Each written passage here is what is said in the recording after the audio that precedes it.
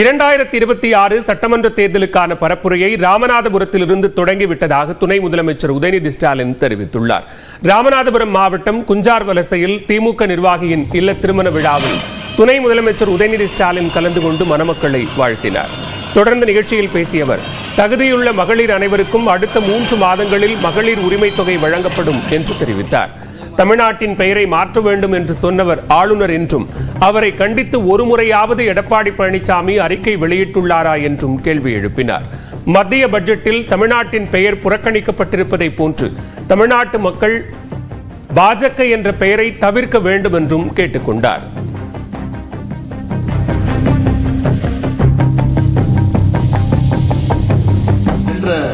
நாடாளுமன்ற தேர்தலின் பொழுது ஒன்றிய பிரதமர் திரு மோடி அவர்கள் எத்தனை முறை தமிழ்நாட்டுக்கு வந்தார்?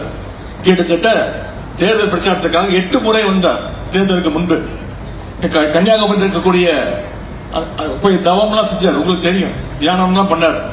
ஆனால் இன்று நாடாளுமன்ற தேர்தல் முடிந்து கிட்டத்தட்ட 6-7 மாதங்கள் ஆகிறது. ஒரு முறையாவது தமிழ்நாட்டு பக்கம் எட்டி பார்த்தார் அவர். 2026 ஆண்டு சட்டமன்ற தேர்தலில் திமுக வெற்றி பெறும் என்றும், 2வது முறையாக மு.க. ஸ்டாலின் முதலமைச்சர் ஆவார் என்றும் உதயநிதி ஸ்டாலின் தெரிவித்தார். தலைவர் அவர்கள் ஒரு டார்கெட் பிக்ஸ் பண்ணியிருக்கிறார். வருகின்ற சட்டமன்ற தேர்தலில் 200 தொகுதி, குறைந்தது 200 தொகுதியாவது நாம் ஜெயிக்க வேண்டும். வெல்வோம் 200, படைப்போம் வரலாறுன்னு கூறியிருக்கிறார். அதற்கு நாம் இன்றிலிருந்து நம்முடைய பிரச்சாரத்தை துவக்க வேண்டும்.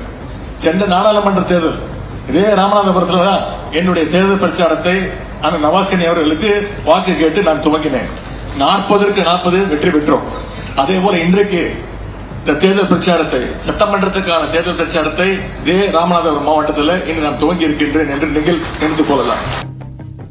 தமிழ்நாட்டில் சிறந்த கபடி வீரர்களுக்கு காப்பீட்டு திட்டம் செயல்படுத்தப்படும் என்று துணை முதலமைச்சர் உதயநிதி ஸ்டாலின் தெரிவித்துள்ளார். ராமநாதபுரத்தில் செய்தியாளர்களிடம் பேசிய அவர், வரும் பட்ஜெட் கூட்டத்தொடரில் இதுகுறித்த அறிவிப்பு வெளியாகும் என்று கூறினார். மாவட்ட செயலர் ஏற்பாட்டில் கிட்டத்தட்ட 1000 கபடி வீரர்களுக்கு ஹெல்த் இன்சூரன்ஸ் பண்ணியிருக்காங்க. இது ஒரு நல்ல திட்டம்.